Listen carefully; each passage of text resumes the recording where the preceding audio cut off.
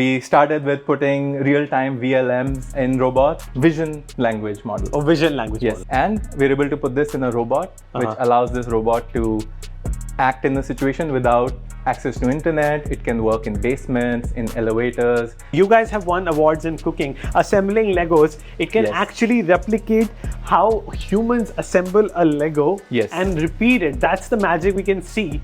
Very shortly, where we'll see these robots everywhere doing household tasks. And it'll be a very normal thing to expect your robot to learn a task overnight. Biggest concern is that what if robots put poison in your food?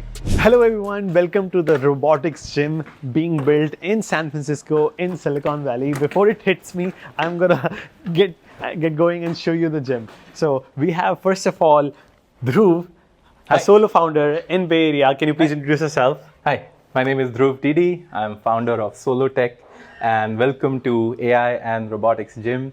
It is the place where we're trying to invoke our best engineers to build the technology of the future.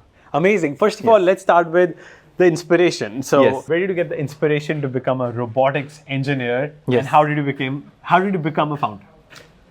Yes. So, we all grow up thinking about working on cool Baymax projects. And when I was in my undergrad, I did computer engineering, which gave me an understanding of hardware and software both.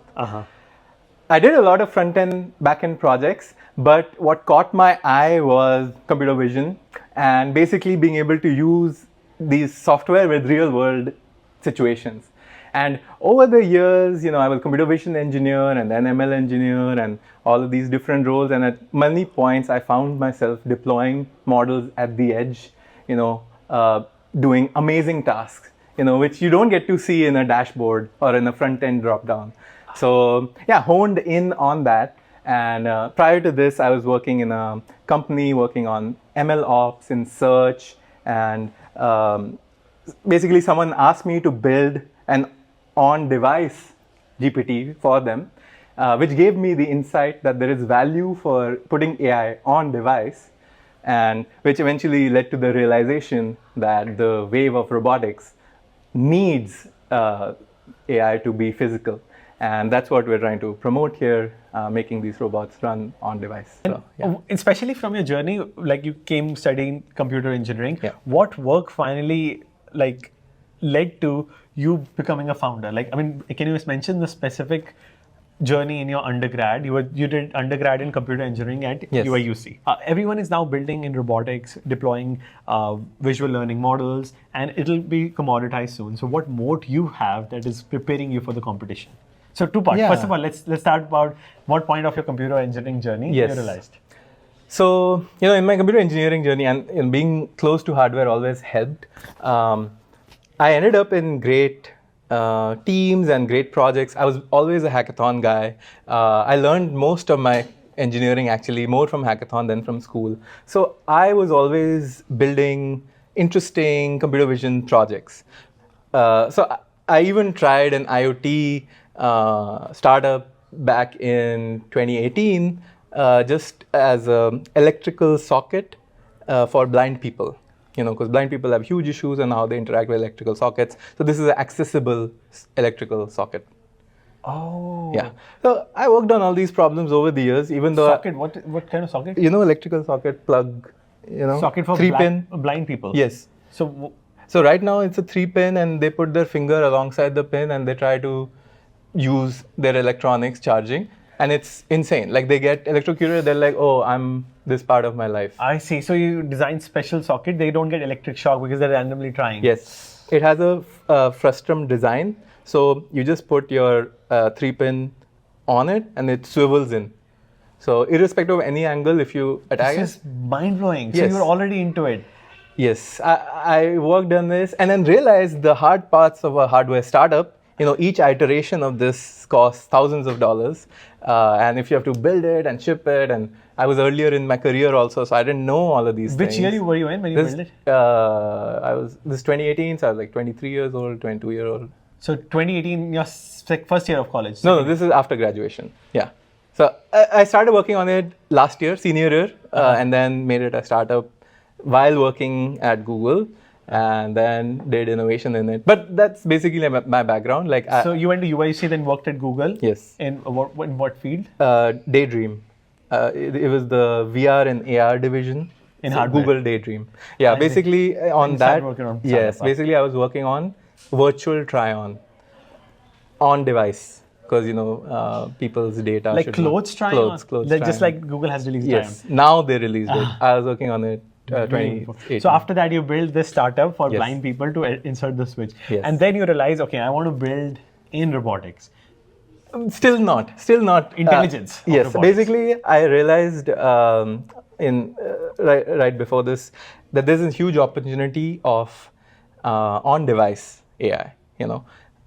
IoT, forensics. Basically, I got a big forensics project. It was a government project, so I can't share all the details. But it was forensics evidence analysis on device, and I made it work. Somehow, the video analysis, all of this, I made it work on device. And that gave me the insight that, okay, there's a huge demand for video understanding, navigation stack, all of this in robotics. And then once we did that project with Autonomy, which is a robotics company, and we put our VLM, which replaced their SLAM stack. So there's like a traditional way of doing navigation. We put a visual language model, which upgraded their navigation stack. So SLAM was the outdated Yes. way of navigating. Yes. It was not using vision. Yes, it was using vision, but point cloud. Okay, so always going to cloud. It was slow. No, point cloud, it makes a point map it makes a 3D point map. I see. Now it's using computer vision. Yes. Got it. So, Yes. And what moat you have, because robots are going to be commoditized soon. How you are ready for the competition you're going to face? Yeah. Well, first of all, our team is insane. We have one of the best folks who are, tuned in on fine tuning. So that obviously helps. And even though we are solo, it's not just me as founder. As you know, we are partner with tens of students from Stanford, Berkeley, SJSU, coming in to tune robots and putting them for open source use. Yeah, SF works on collaboration. I'm blown away. So you are the brain behind the robots. You Yes. have collaborating teams from the hardware. The Unitary robot Yes. came from SF. Frontier Tower. Frontier Yes. Towers. Yes. You have the spirit of collaborating with all robotics team in Bay Area. Yes. So that's why it's not competition, it's collaboration, And then I'll say to the other guys, like, we are 100 of us, in robotics tuning. Your team is 2-3 people. How will you compete against us, as an open source intelligence, right? Wow. And that's what I want. I want people to tune their own models, own their own models, and license their own models, And open source them. Yes. Once you have your Harnoor model, you should own it, first of all, not some company in the cloud. You should own it, and you should have the ability to license it to someone for an appropriate value, Excellent. When did you realize the need for you to get into hardware? Well, hardware has always been relevant, at least to my career. I think a lot of the people, even in this building, had dreams of IoT becoming real, and it didn't happen. And now we're seeing renewed energy into it because of this AI wave. And basically, it allows for us to be able to talk to our technology around it. I wanted to put AI on this, actually, the small thing. I thought it would be cool to put it in this, and if you're stuck in the jungle or if you're solo traveling, then you can just be like, hello, how are you? And I don't need my phone. Oh, what is this exactly? This is a is fidget spinner. A fidget spinner, yes. Uh-huh. So, I mean, that intuition of I would like to have intelligence at the edge. I would like to have intelligence without internet. Even when I'm traveling, I still want some access to information. Was the original idea behind this, and then honed in on this and realized that there's a huge value in robotics, in Industry 4.0, and then in a bigger way to the 3.5 billion people on the planet which don't have access to internet. That is who needs this technology. Awesome. What's the biggest achievement you're proud of? Yes. With your robots? Well, this, we've been at the forefront of this since the start of the year. We started with putting real-time VLMs in robots. And VLM is video language models. Yes, vision language models. Or vision language models. And we're able to put this in a robot, which allows this robot to act in a situation without access to internet. It can work in basements, in elevators. It can talk to people where previously it was limited. And we allowed all of this back in January. And since then, our team has continued to create many wins by winning the Llama Impact Grant, and also our interns won the Robot Worldwide Hackathon. And we're at the forefront of putting these VLAs in technology. So we have some papers out already, and soon we'll have a publishing with Nvidia, because we're in the Nvidia Inception program. So we're going to be co-authoring some models that are relevant to robotics and edge AI. And you were talking about the $1 billion market. That's what excites Meta and Nvidia, that they supported you in this project. Yes. So what is the future you imagine with your work that excited Meta and Nvidia supporting your work, giving you the GPUs? Yes. So I think all of these folks in big companies realize the opportunity there is in rural and these big industries. 97% of the US is rural. Half of the world is without reliable internet connection. We want to put these people be online, and we want to give them access to information. So these companies, there's already a lot of money in cloud AI, but there's a huge value of giving people access to AI without internet, privately, in their household. And that's the wave that we're trying to empower with these models. Got it. Now we have Unitary Robot entering the gym. So my biggest question would be, what is the inspiration of a robotics gym? Why do we need one? Yes, that is a great question. So, from doing things hackathon and interacting with robots, everyone asks me, when can I use one? And we had so many interested people, especially students who are interested in working with this technology. But this technology is expensive. And also, there's basically an educational element to, upgrading in using this technology. And that's why we decided to set up this place for guided access. So, students from Stanford, SJSU, Berkeley, and engineers working in Tesla and all these big companies around us can come on in, get access to these robots. We have the best hardware, we have the best robots, we have access to the best technologies, and we're hoping to keep growing this community and making sure this momentum grows accordingly. So what is the future of robots you imagined that humans cannot in terms of cooking? You guys have won awards in cooking. Assembling Legos, it can actually replicate how humans assemble a Lego and repeat it. That's the magic we can see. But what's the future you imagine these robots that humans cannot accomplish? Yes. So this is very important, and actually a motto of many roboticists think about. So we're trying to automate the dull, dirty, and dangerous jobs first. So, environments which are toxic and, tasks that are monotonous, those are the things that many robotics people are focusing on right now. But as you'll see in the upcoming years, things like make this paratha like my grandma made it, right? Those kind of styles will be able to be tuned into different robots. Wow. And watch your parents cooking and replicate the same thing. Yes. And given the, given the data with all of this. So we're going to reach this stage very shortly, not in 10 years, not in 5 years, earlier than that, where we'll see these robots everywhere doing household tasks. And, it'll be a very normal thing to expect your robot to learn a task overnight, and then next day you're making some pakoras that you never made. So if robots achieve X, what is that X that will make you proud, that your goal is accomplished? So I think right now there is a safety decision that is being made, right? We are we only expose these robots in very contained situations in the tasks that they perform. In the next few months, we'll see these robots be in households, interact with children, pets, and all these different things. So I think there is that step that bubble that we need to make sure that these robots are safe amongst people. I think once we do that, the set of applications and recipes and trainings already possible is insane. Like already this robot can prepare your food, already it can cook, already all of this is possible. We have founders from many startups here representing many coffee. We have a coffee robot. So yeah, all these things are already possible.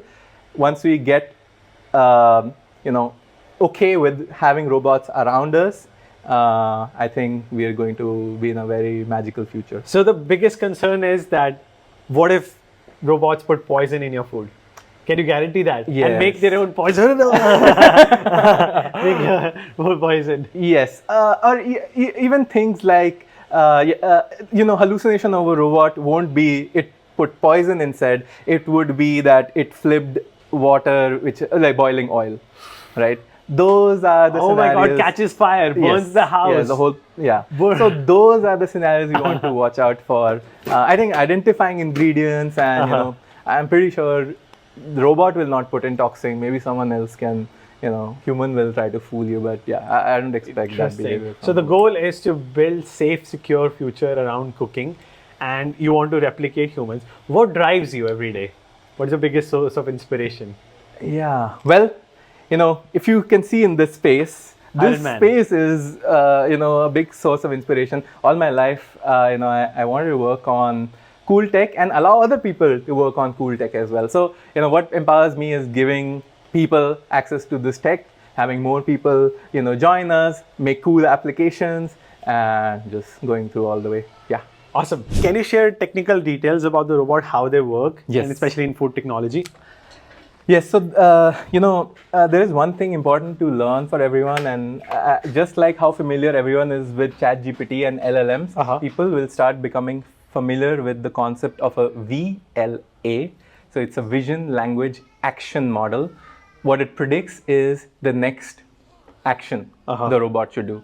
So basically what you're seeing here is, this is, we have set up this station for teleoperation.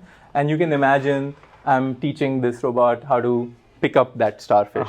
So what that looks like is I will control it with the leader arm, and this is the follower arm, and I will record an episode of picking it up. Train the robot. Yes. So basically it'll be, picking it up and then placing it. And then putting it back into reset position. Visual language action. Yes. So what is the hardest challenge of deploying visual language action into it? Is it the hardware? Is it the LLM? So what is the biggest challenge here? Yes. So we're in a very interesting stage with VLMs right now. We're basically at the ChatGPT 3 stage. So these VLMs run, but they need to be tuned to different tasks. So yeah, there are open problems in running VLA on different hardware. There's open problems in making them tuned to certain tasks. And yeah, we are working on making a preset model library available so that you can just start working with them. So using open source models in visual VLMs, open source VLMs, yes, and running them on Nvidia hardware and deploying it. What are the most interesting models in the space and what are you using? Yes. So the most effective one is Stanford model ACT. It's a very small model and effectively able to do these tasks. Hugging Face has a model called Small VLA, which is also quite popular. Open source as well. Open source. And then Nvidia has their Groot model. They showed out at the GTC. Yes. And that's a very big foundational robotics model. And yeah, we're able to use that as well to do more complex tasks. So they are on the software side. So if you had to design food robot intelligence, because you're building basically the brain of the robots. Yes. How would that work? How would you build it? Yes. So to make this happen, obviously our team has the expertise to do it, but it's not going to happen just with us. We're organizing this physical AI tune-up hackathon to get 100 developers here and train different intelligences around food. Can you break it down how those intelligences are built? Yes. So you can imagine even in making one food item end to end, there's a prep process, there is a procedure of like stirring or some heat elements, and then there is a plating process, right? Each of that step is a separate VLA. So we need to tune intelligence which just do prep work. Then you need a different model which will take the prepared stuff and cook it. And then you need another model that will take the cooked stuff and plate it in a nice way. So basically, you need help in training parts of the cooking processes intelligently. Yes. And why it's so slow? We have so good chips now. We have enough data. Why it's taking so long to deploy it in the real world? Yes. So well, we have. It's all coming together. I think 2026 is going to be a great year for robotics. So yes, we have great chips. The Thor just released. We have great models today, and we have good data accruing. Like not all of the data has the right angles. Not all of the data works for all of the circumstances. So we are in that process that we're filling that data gap. We expect there to be more better end-to-end robots in 2026. And this Christmas. This Christmas is going to be Robotics Christmas. Everyone, cool people, you will receive cool robots as gifts. And that will start, people getting used to having robots in their house and doing things. By spring, summer, these same robots will be able to do multiple more tasks. And then by next Christmas, we'll be in full robot zone. And what are the biggest technical skills needed to deploy VLMs and make them actionable, VLA? Yes. Well, obviously coming from a software and machine learning background helps, but we've had interns who are 15-year-olds who basically figured out from documentation how to set it up and won the Robot Hackathon in laundry folding. So what I'm trying to say is these skills are very learnable, but if you can pay attention to how do you do inference with models, so basically having an idea of how to run models on device using Solo or Olama or any of these. And second would be having a basic electronics understanding. Not too much, but just like how motors work, how do you connect motor to a power adapter, debugging these things. Is it Raspberry Pi? This is just a controller for the motors, so this is specifically for that. But yes, we have Raspberry Pi here and other hardware also. And it helps if you know how to set up a Raspberry Pi, how to boot it up. All these things will help you get into the zone of like physical AI, edge hardware. So electronic skill and basically most AI engineers talk about that your machine learning skills, CNN, is enough to deploy. You just need to learn a little bit about electronics and deploying it through the controllers. Yes. That's the main objective. Yes. And go ahead. And I would urge people to just try things out. Like try out VLMs, try out VLAs. I think that would lead to the best learning. I think the biggest thing that's stopping people is the cost of hardware. Yes. And like, those access to robots. And chips. Yes. Yeah. So what's the most expensive part of building it? Because a lot of funding is needed. Yes. Well, the robots themselves are expensive. How much is this? This one is a $400 arm set. So this is open source and this is cheaper, relatively. But you can imagine, no high school student is spending $400 on this robot, right? Those we have some other bigger, there are like $30,000 robots here as well. That's why we are encouraging more of these robotics gyms to open up. I'm already seeing some in Bangalore and London. So I think it might become like the next internet cafe where you come in and access these robots and train them from different tasks and work with them. And do they like process everything locally or send it to like this Nvidia chipset, you have Nvidia chips, you send it to locally to infer or you send it to cloud? Yes. So that's the advantage of having these models on the edge. Inference for robotics works on device. So, for performance reasons, for privacy reasons, all this. Fine-tuning happens in the cloud. So we collect all this data, then we'll use GPU to fine tune a model in that task. When it's a trained model, then we put it on the Nvidia and it will perform that task autonomously. Yeah. Basically, it detects like, oh, whenever it sees that object in frame, it will try to execute that task. And then basically how robotics works is you chain together a bunch of VLM, VLA, navigation system, LLM talking, you have a robot. And what do you think, what part of your pitch and your startup journey excited Meta and Nvidia? You got funded by both? Yes, we got grant by Meta. We're in the Inception program of Nvidia, and we're in Qualcomm's developer eval as well. How did that happen? Yeah, I think a lot of that happened because of, I think it's the hackathon ethos. Both these things happen. So the Meta folks also, actually we sponsored a hackathon with Meta. And I think that last November, and that highlighted solo tech to them then. That, oh, this is a small startup, but they're already part of the hackathon ecosystem and already they have people actively iterating on Llama models. So that's basically what got the hook. And same with Nvidia, right? Nvidia wants to work with us because this is the place to get access to robots. 100%. Nvidia cannot have hundreds of people coming into their office to give access to this. So they wanted something collaboratively, and it's all about speed. Startups have higher speed of achieving things, and if you can do it faster than the incumbents, you either will be acquired or like they have to take months in reinventing it. That's why startups always win.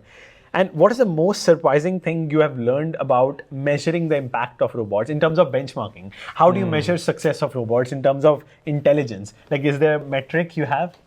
Yes, so this is a very hot topic. Benchmarks for robotics are actually very visual and determined by the people who train them.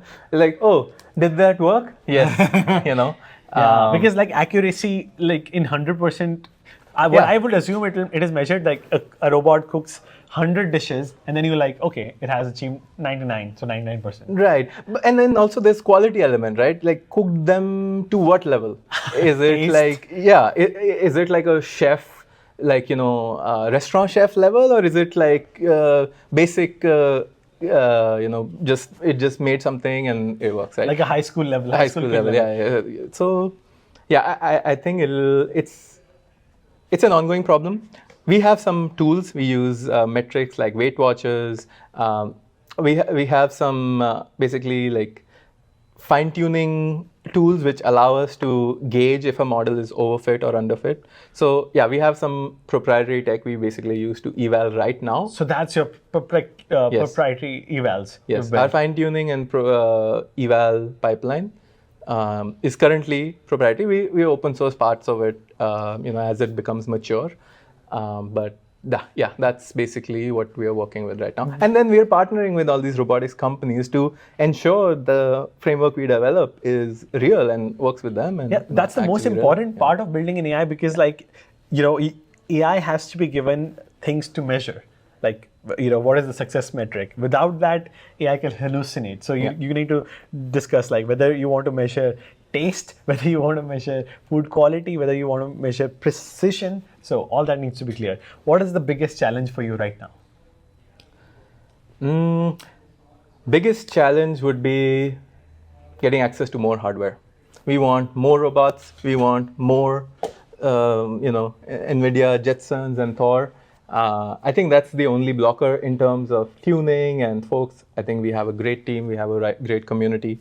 And it is very exciting, actually. The next month is going to be full of events and full of physical AI. Yeah. What advice would you give to your younger self or anyone watching who want to enter the world of robotics? I would say lead with curiosity. Don't let people who say you need to learn data science or ML stop you from working on cool projects. Start by making things that you think are cool, and I think if you continue on that path, you'll be a great roboticist. Yeah, and then you will be able to make robots achieve what humans cannot. That is exactly. Yeah, Michelin star level restaurant chefs at home. Amazing. Thank you so much, Dhruv, for having me. It was an honor. It was a pleasure talking to you. Yes, All the likewise. best. Thank you. Thank you.